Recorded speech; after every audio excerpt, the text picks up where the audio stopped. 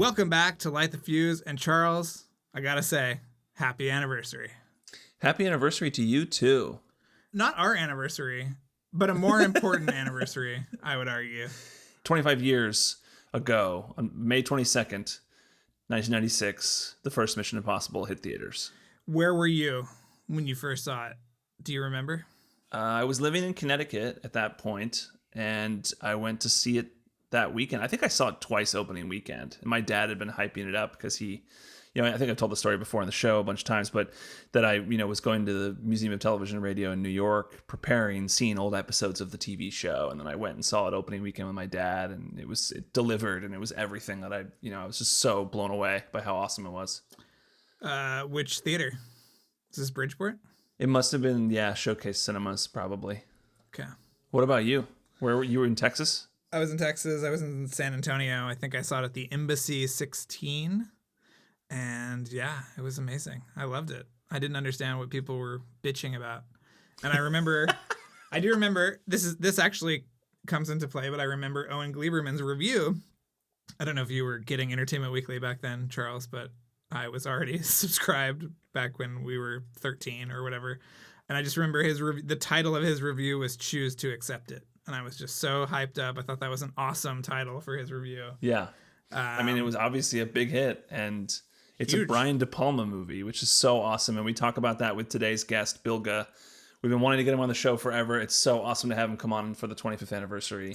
Yes, Bilge Ebiri is, I think, one of the best critics working today. Certainly someone who I always love reading the reviews, and he's just a wonderful writer, a wonderful critic, and a wonderful person, as you found out firsthand, Charles. Yes, you've known him for so long, and you've talked about how great he is, and I love to read his work. I seek it out. He is, outside of Drew, my favorite critic. I think the stuff that he writes, the way he writes, is just really wonderful. It's so positive, and there's no snark. He's not snarky. No, which I think some critics tend to be sometimes, and it's and I don't even blame them. I can fall into that trap as well. You can be negative about movies or make fun of stupid things you see in a movie or whatever, but that just doesn't feel like, I don't feel that when I read his work. Right.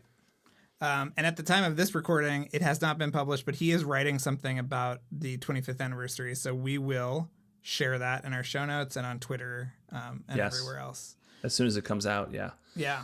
And but before we get into this interview, there's some stuff we need to talk about for this 25th anniversary. Okay, go for it. For one, there's the new Blu-ray that has been put out. Yes. Are there any new features on this Blu-ray? We don't know yet. You got a copy of it now, right? I have a copy of it. I have not watched it yet. I have not gotten the advanced copy yet, so I don't know. It is en route to you, so yes. You don't know either. I don't know if I think one of the features is what they're going to be showing with the Fathom event. Yes. Which we'll be going to that. By the time this episode comes out, we will have gone to the Fathom event screening at City Walk. Yes. And we have some fun things planned for that we'll share with you when they're done. Yep. On our social media. So stay tuned to @LightTheFusePod on Twitter and on Instagram. And we're also going to have our 25th anniversary watch party on May 22nd. So if you're listening to this episode on the day of release, then tomorrow we're doing our watch party for the first Mission Impossible. You should join us on Twitter.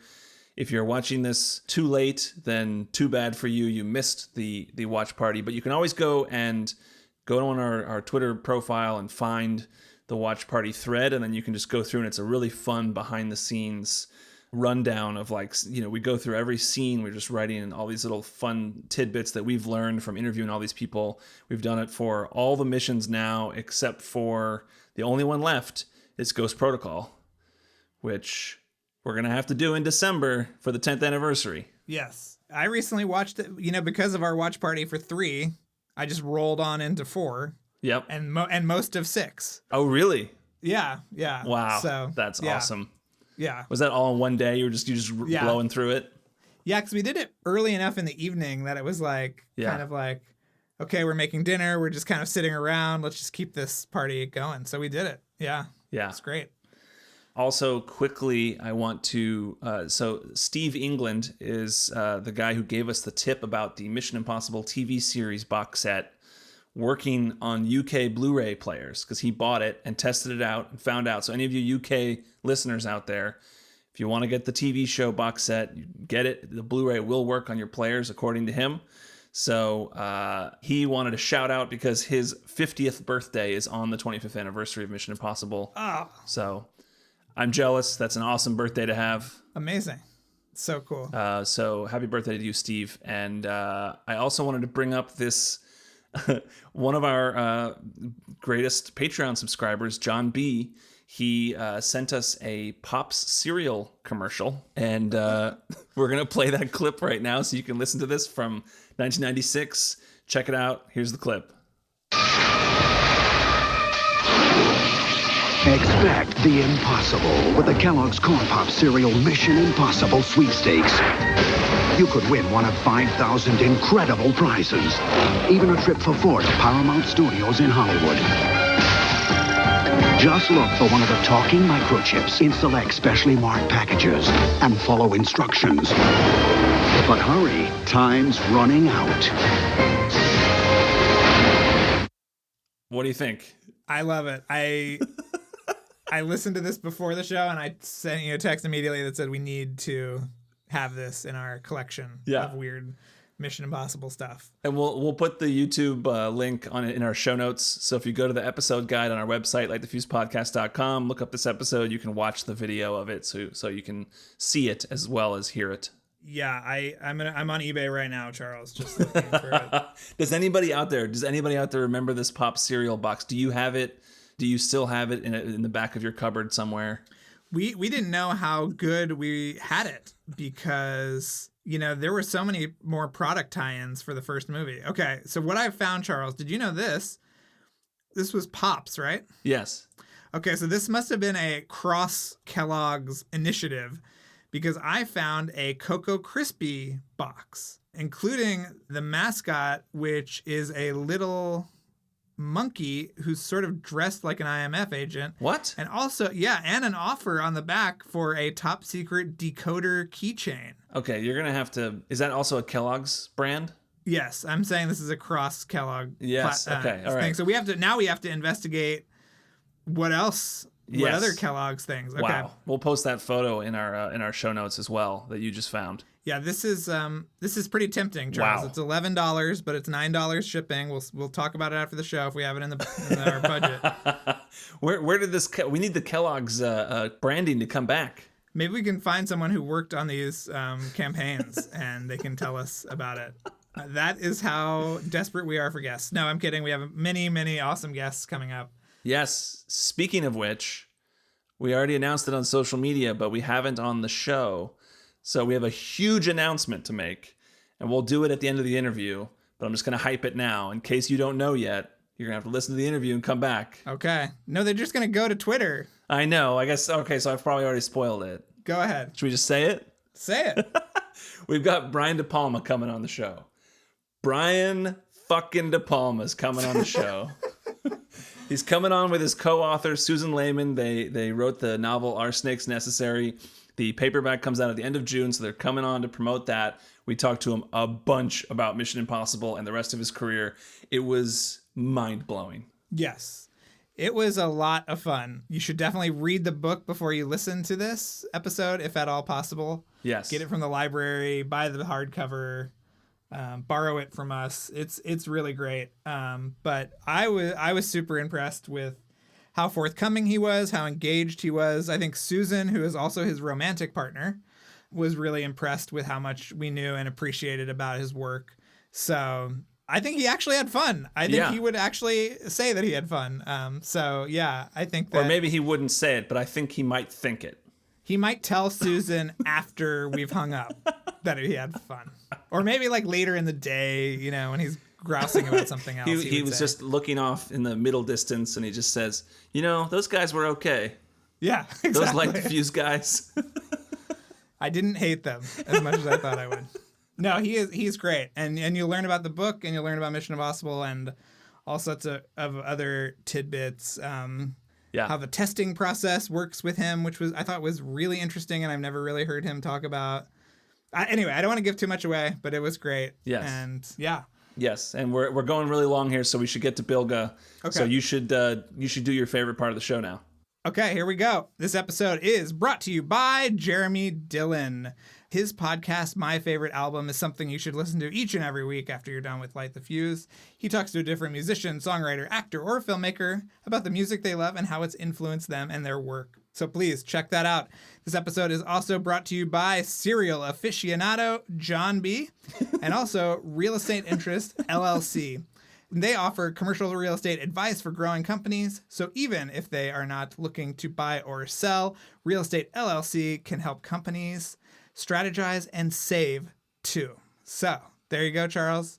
We're going into Bilge Ebiri, modern critical genius, and we'll be back afterwards. Yes, and so enjoy Kevin Blumenfeld's music. Thank you, Kevin.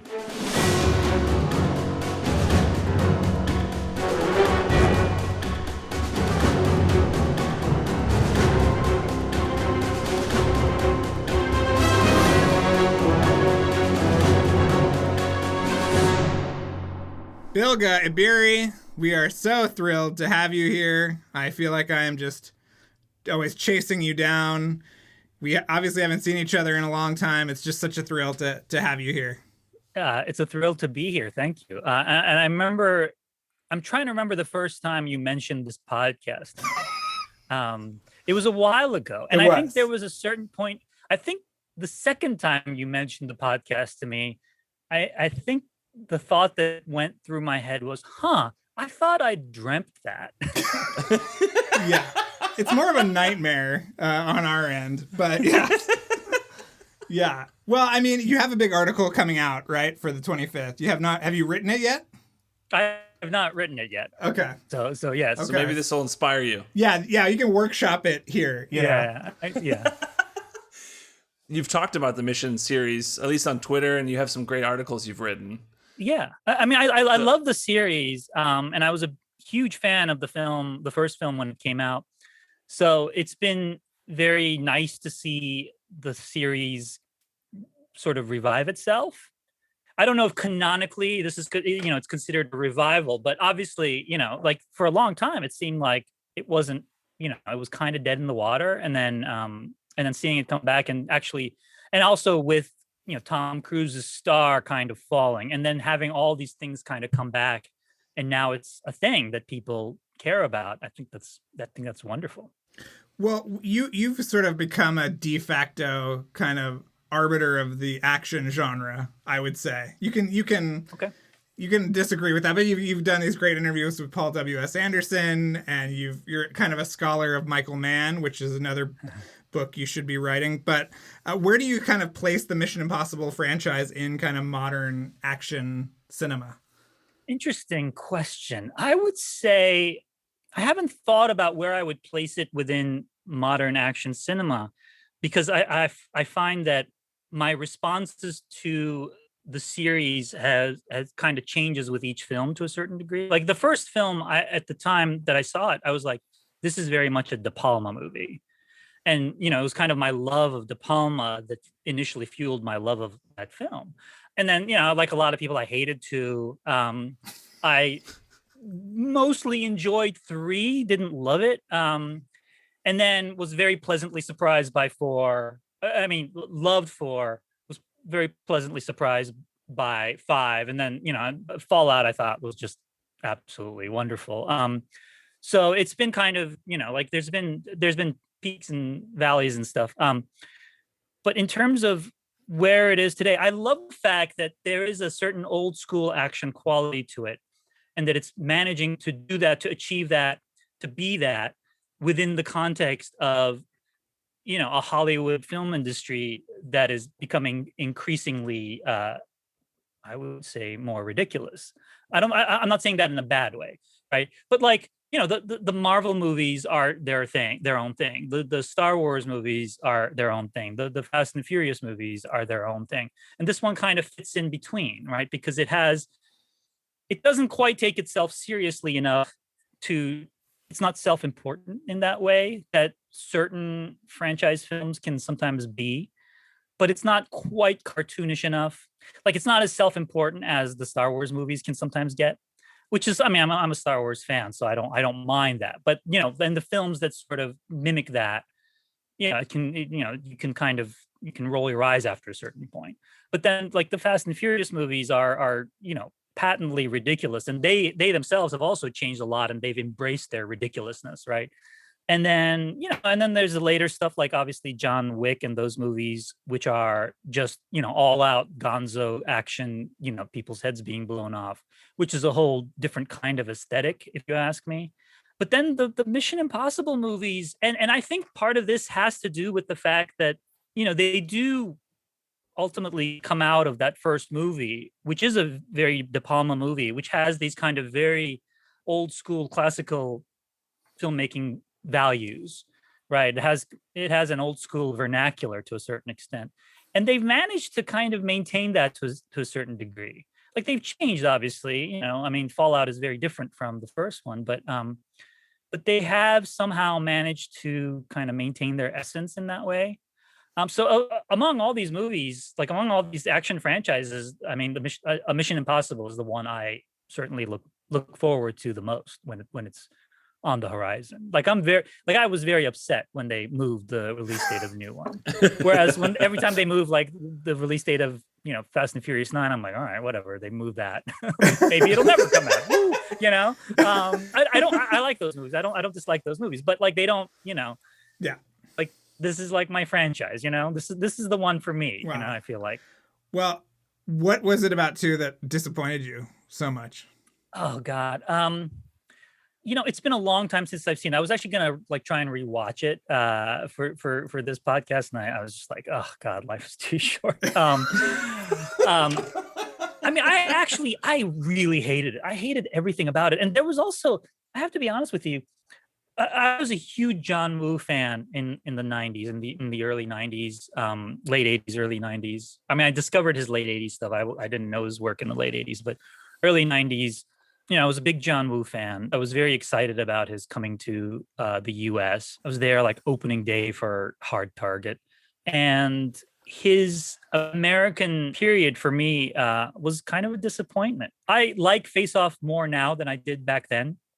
But I wasn't like a huge fan of Face Off at the time. Ironically enough, I will sometimes say this and just get a ton of hate for it, but I think my favorite John Woo American period movie is the one with Ben Affleck. Oh, Paycheck. Paycheck. I almost called it Payback, but Paycheck. Payback is the Mel Gibson movie. No, but I was not, I wasn't a fan of Broken Arrow. I was not a fan of Wind Talkers.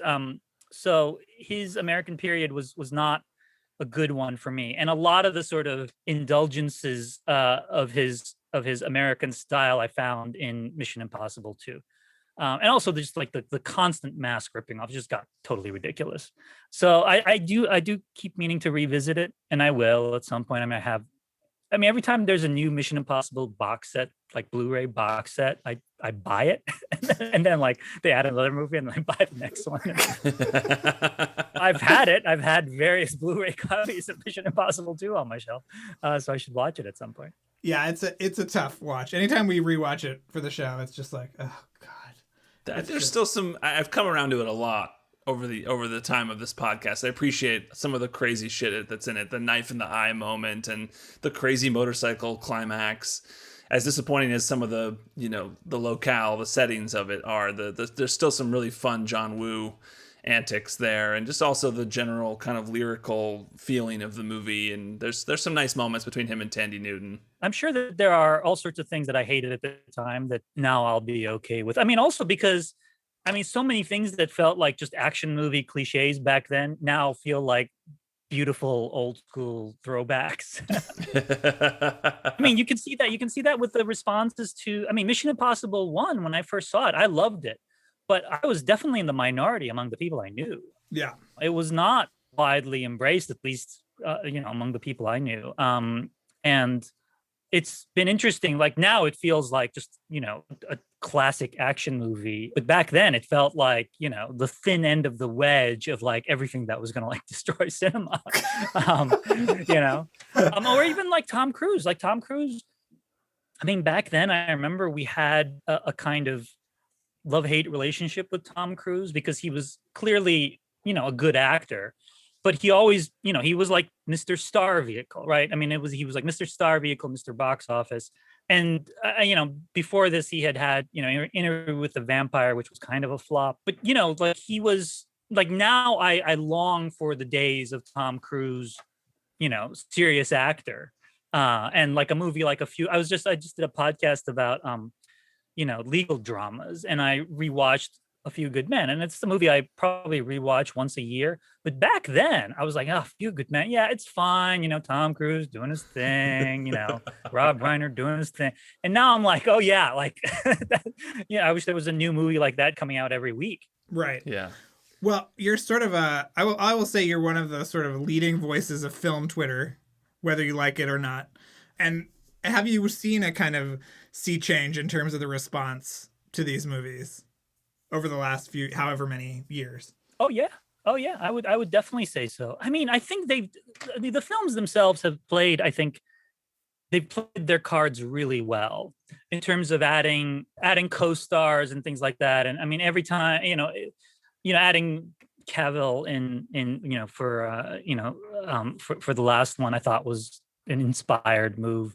And so the films themselves are clearly made by people who read the market, if you will, really well. And I think that was probably true of the first one as well. I mean, if you think about it, at the time, Cruise was not a franchise guy.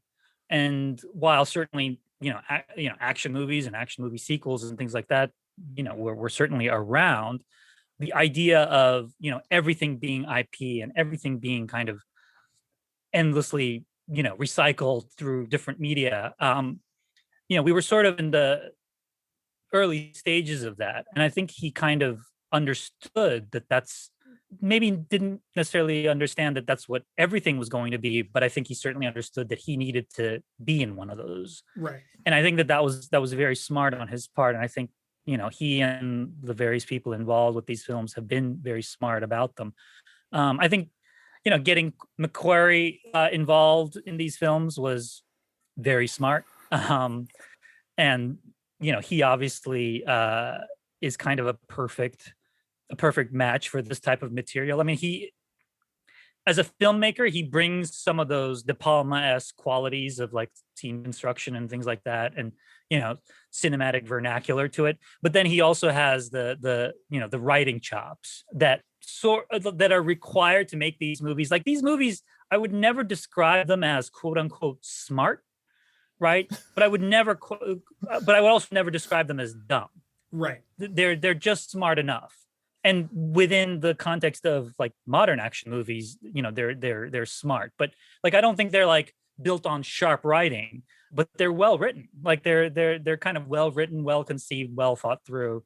But then within it, within you have the stunts, you have the action, it all kind of works out.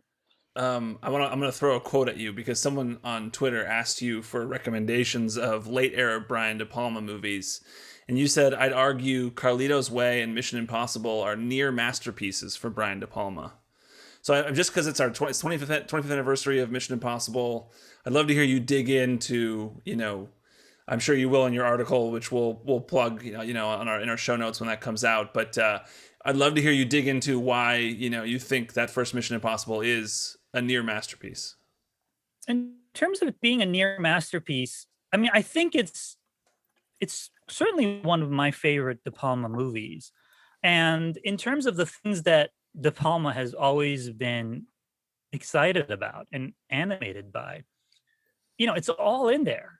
I mean, the concept, obviously the Mission Impossible concept predates his involvement and all that, but it is kind of perfect for him. I mean, the idea of, a group of people who use like, masks and fake backdrops and like recreate these, create these scenarios that then like, that they then manipulate to get what they want out of, the mark. I mean, that's body double, right? I mean, Snake Eyes is a late period De Palma film that I love and that a lot of other people don't. But that's very De Palma. And like the idea of taking the stuff of filmmaking, essentially, which is what it is, and turning it into something, manipulative and deceitful and monstrous. Like that's the thing that he has been doing throughout his career. And what's great is in Mission Impossible, he's able to do it without, the fact that these situations are being manipulated is something the good guys are doing, right? Because usually in a De Palma movie, when someone does that, like they're the villain, all right? But I love the fact that, there is this constant back and forth of, Phelps manipulating the situation and then Ethan Hunt manipulating. So like it's like two filmmakers going at it, right? If you think about it, I mean, it's kind of like, it's like two filmmakers kind of creating their own realities. And what's more De Palma than that? And also like, some people I think like to think of De Palma's career as being very much a one for them, one for me kind of career. And I don't know that I've never gotten the impression that he sees it that way. Certainly he doesn't seem to see it that way in the De Palma documentary. I mean, I've never interviewed him, but I've seen, various interviews with him. He's a filmmaker with big ideas. He says in the De Palma documentary, he says, I have Orson Welles problems, right? Which is his ideas are big. So he can't just go off and do tiny little independent movies. It just doesn't work. Like his ideas are big and he needs like budgets. And even though he's always had difficulties with studios and things like that, the idea of him working with a real budget on a real scale like that, like he gets to actually do the thing that he loves to do. Like he finally got his, giant sandbox with this movie and he, used it really well. And what's funny is he, at the time that the first film came out, I remember I saw it a bunch of times in theaters. But if I remember correctly, it was either my second view. I think it was my second viewing of the movie. I saw it with a bunch of friends, and we had just seen earlier that day. We had just seen Theo Angelopoulos's Ulysses Gaze. I don't know if you're familiar with that movie. It is like like on the other end of the spectrum from fucking Mission Impossible. But so we were like, these hardcore movie nerds, and we're there to see the De Palma picture, right? And one of the guys who was an aspiring screenwriter, who kind of had some industry contacts, he said, "Yeah, I hear the studio really kicked De Palma's. I hear the studio really kicked De Palma in the teeth on the third act of this movie." So this was like, the story we've all heard, which is that, Robert Towne actually wanted to do kind of the intellectual mind game ending. And De Palma was like, "No, screw you. I've got this budget. I'm going to do a big action scene." But at the time, we held De Palma in such high regard that we were like, "Oh, yeah. We heard there was somebody got screwed over in the process of making this movie. It must have been De Palma because he's a contentious figure." It never occurred to us that De Palma was the guy who had the power to be able to like screw over a Robert Towne. Right. Not that he was screwed over, but at the time we built it up in our heads as De Palma's vision was compromised. But no, it was not. I mean, he got to make the movie he wanted to. And it's glorious. But that was the idea we had in our head, was that De Palma was this pure artist who could never be compromised by a studio. But then over the years, I've realized, no, De Palma's a guy who really kind of needs this kind of support to be able to pull off the stuff he wants to pull off. And it's very rare that he does. And this is one of the few instances where he did. And, Carlito's Way is another one, I think, where he got to make the movie he wanted to. So, do you think it's not a full De Palma original because there isn't any weird sex in it? This is interesting because the fact that there isn't any weird sex in it, and yet having seen this movie, I've probably seen it at least 12 times or something over the years, maybe more. I still think of it as having a sex scene. And I know that there was, that like they shot one and everything. But like, it's like there, like even just the way he very tenderly, wakes Emmanuel Béart up at that, in that opening scene. Like it's there. The tenderness is there. Like there is like, you can like, it's like, the magic of cinema is like there's no sex scene, but somehow you just know they had sex, which is the most De Palma thing you can imagine. Like that's like Hitchcock had that line he used to say, which is, I wish I didn't actually have to make a film and I just had a bunch of buttons I could press to make people feel certain things. Like this is like De Palma's Obi-Wan moment, right? Without putting a sex scene, he has become more powerful than we can ever imagine. And for some reason, like in my mind, there's a sex scene in this movie, even though there isn't. And yeah, anyway. But yeah, I mean, I don't know that weird sex is required for De Palma, because there isn't. I mean, there's some weird sex in Carlito's Way, but there isn't a ton, so. Yeah, I mean, Voight gets to say that creepy thing at the end too about, you tasting the goods. So I mean, there's that too. Yeah. Yeah. I think, I mean, there are enough little hints of it in there that you do get that sense. I mean, I don't think I'm making this up that, I mean, obviously we know that they shot something and then they got rid of it, but the residues of it are there, that it's almost like, it's like, I mean, North by Northwest is such a, model for all these movies. And North by Northwest is kind of like that. I mean, North by Northwest has more sex in it than Mission Impossible, but it's, demure in that way. Right. They just fade out. So, so I think that, I think it's there. It's there. It's there's enough of it. And there's so much voyeurism in the film that you're like, I mean, it's there. Right. It's just not there. Right. Charles has been going over your Twitter, I think, and he has some more examples of your. Well, I had earlier I was pulling up some different quotes and also just looking at some of your older articles about stuff as well. There's one article that you did that I loved from a couple years ago about how it's time for a Best Stunts Oscar. I love that you've been campaigning for that, and it's insane to me that it hasn't happened. I mean, can that happen? Will it happen? Do you see it happening? I think it will happen. I mean, so many people want it, and nobody's ever managed to successfully say or successfully explain why there isn't one.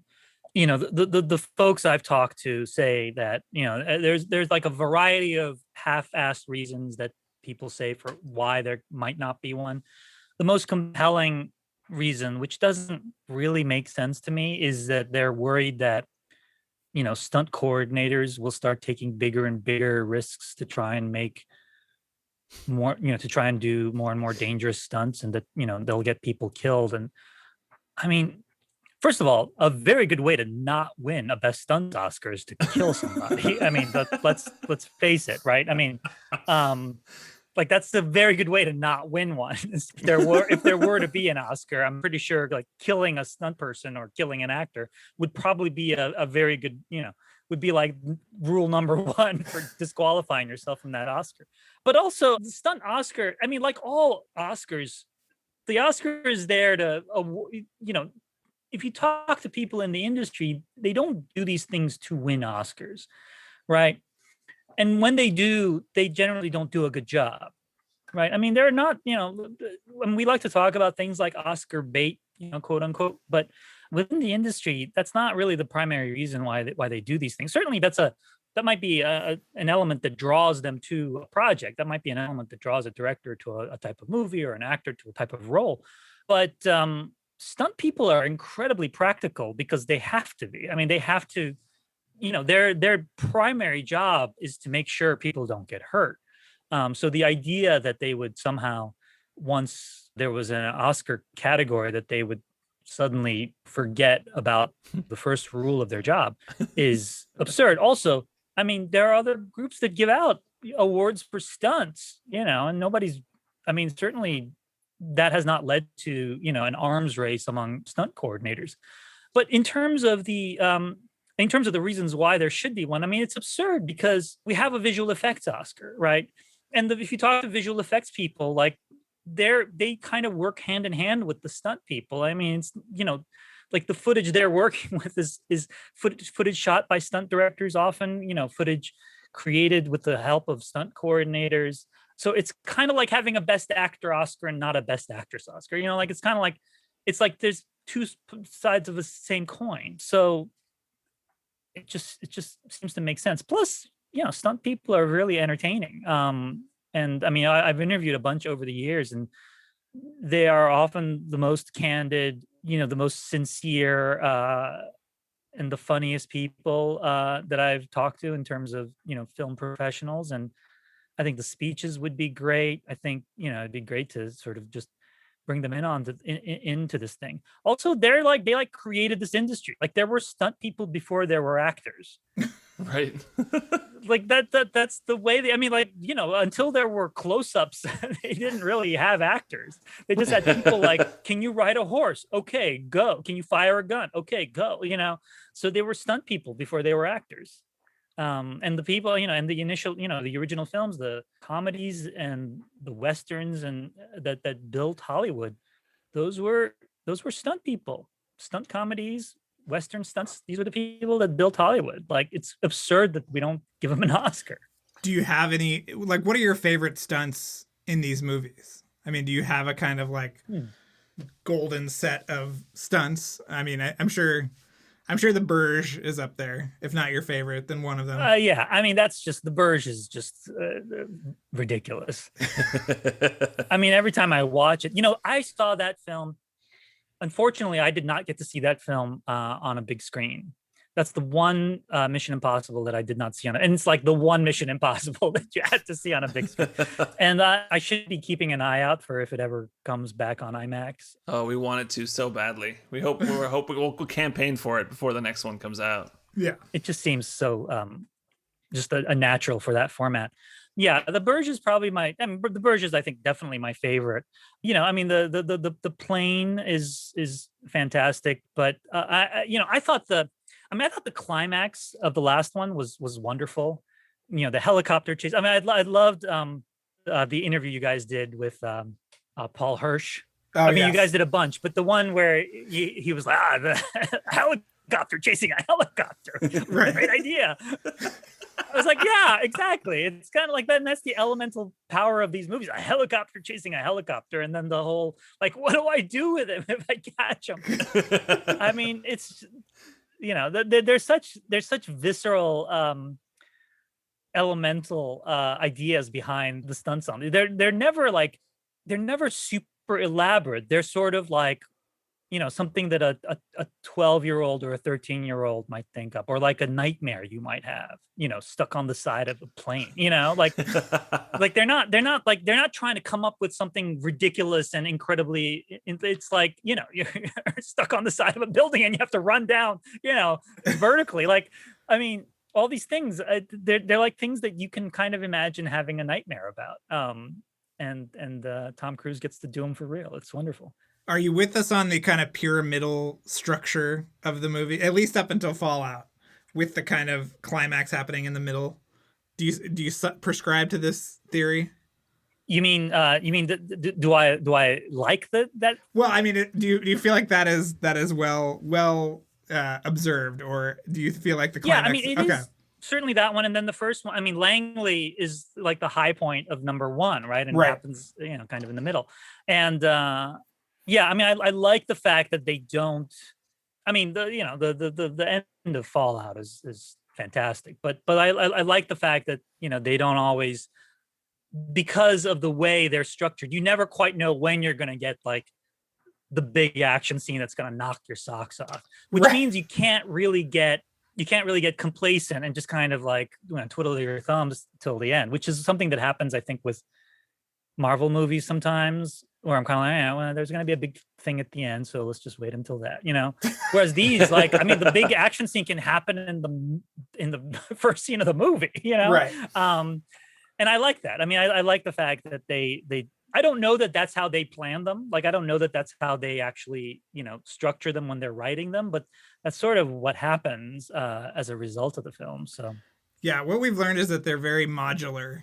And that a lot of times they don't know even where those sequences are going to go within the movie. So it just sort of works out that way, I guess. But it is fascinating. And it is interesting, the directors that they've gotten to do these, it is, I loved Paul Hirsch's observation about Brad Bird, where, they were like watching the film, in post. And Brad Bird is like, okay, I want you to run it through like frame by frame. Right. Paul Hirsch was like, what the hell is that? And when I heard that, I was like, that sounds insane. Like, who the hell does that? But the explanation is like, I'm an animator. I have to see it, but frame by frame. I was like, wow, like that. There's a person whose mind works completely differently than mine does. But I love the fact that, like they have a director like that made a Mission Impossible movie. And I mean, in that sense, they're a bit like the Alien movies in that they try to find like a really interesting director for each one. Of course, with the Alien movies, those directors weren't necessarily who they were at the time that they were hired, and some of that I think is probably from Cruise's own career, where at various points he made it a point to work with acclaimed directors, and sometimes it was a mutual thing where I mean, like it wasn't like Cruise was trying to work with Kubrick. Kubrick actually wanted to work with Cruise because he wanted a star, but that does seem to be there's this like mutually beneficial thing. But he has made it a point to work with really good directors, even sometimes on not great movies. So yeah. Wow. Well, do you think anything has been lost with the McQuarrie era? I mean, do you wish that somebody new would come in and shake things up, or? No, he's done such a good job with them that I don't necessarily, I mean, I'm not missing a new director. Right. Like I'm very happy that he has gotten, because he's a good director, right? And I'm very happy that he has gotten a chance to do these. And given the nature of the film industry, yeah, it's a little different, I mean, if you find shelter in a franchise that wants you and you want it, I would not recommend going off and doing other movies.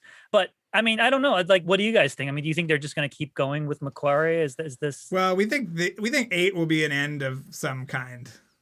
Our theory is that he'll transition into, like, he'll be the director of the IMF or something, and he'll sort of shepherd in a new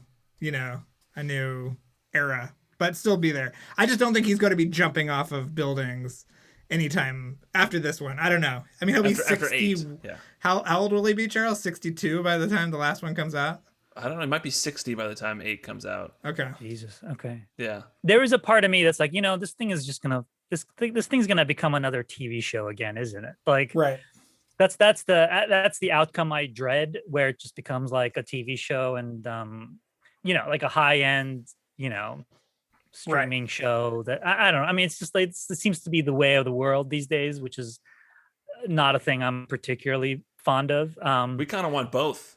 Yeah, we want the movies to continue, and we'd love to have like a little mini series following Paula Patton and Maggie Q with their own IMF team. Yeah, I mean that could work. I remember one of the criticisms of the first one, which you guys have gone over as well. But when it first came out, I remember a lot of people who had watched the TV show and its various iterations, not necessarily when they were kids, but just had seen reruns or whatever. They were disappointed that it wasn't like this kind of teamwork, cooperation, everybody doing their part to sort of make it to achieve a goal type story, and it became much more of a Tom Cruise star vehicle, which I think the later films sort of corrected for that. Like they actually did get more in that spirit, and it does seem like they keep hinting that there's gonna be somebody that's going to like sort of carry this on. I mean, when I first saw the ads for Fallout, I remember thinking, oh, is Henry Cavill going to kind of become the new guy? And of course that was not the case, but yeah, it does seem like they're probably going to go in that direction, but we'll see.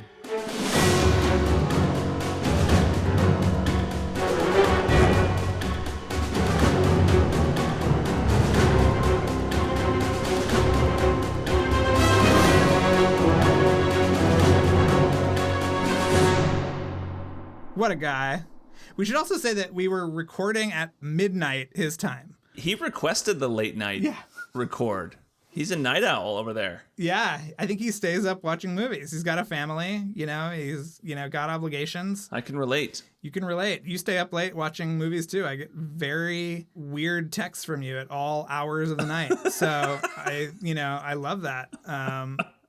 And he was just totally down. Yeah. It's great. Yeah, I mean, I love hearing his analysis, and we'll include links to all these articles that we mentioned that he's written, these reviews and things. And I encourage you to find other things that he's read and follow him on social media. He's just a really wonderful writer.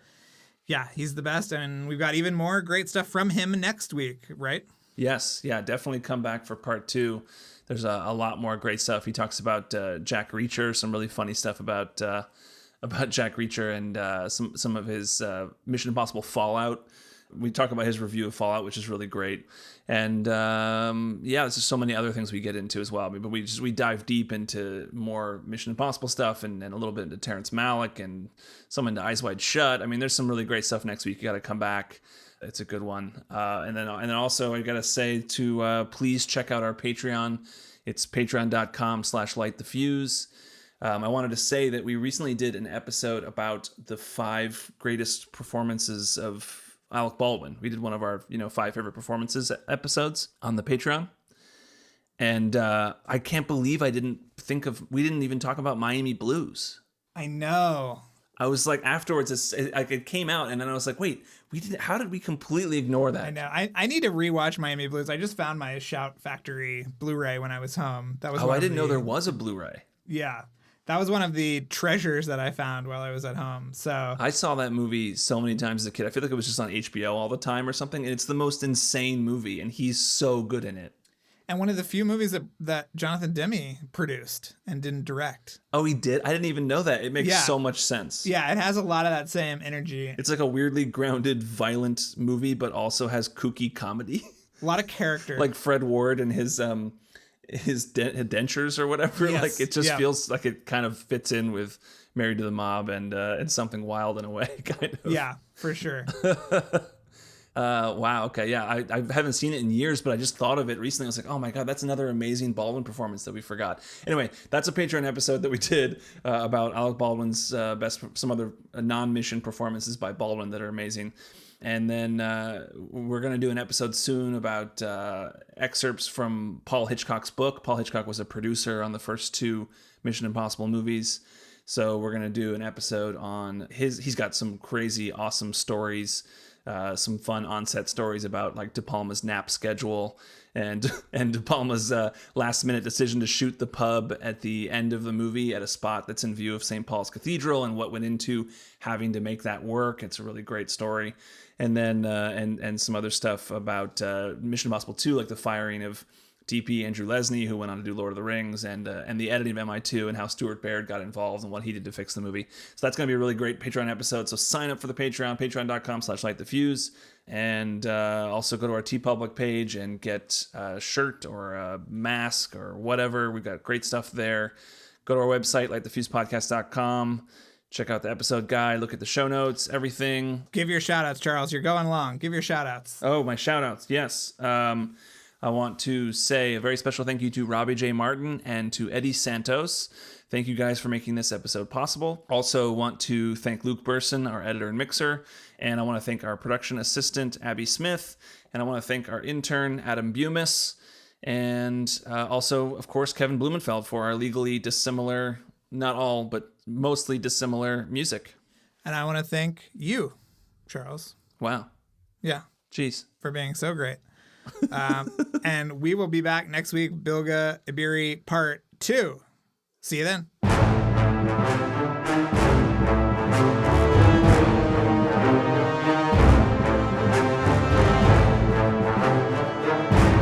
Thanks again for listening, everyone. Before we go, another mission, should you choose to accept it, please rate, review, and subscribe wherever you listen to podcasts. And remember that you can follow us on Twitter and Instagram at LightTheFusePod, and email us questions or comments at lightthefusepodcast@gmail.com. This message will self-destruct in 5 seconds.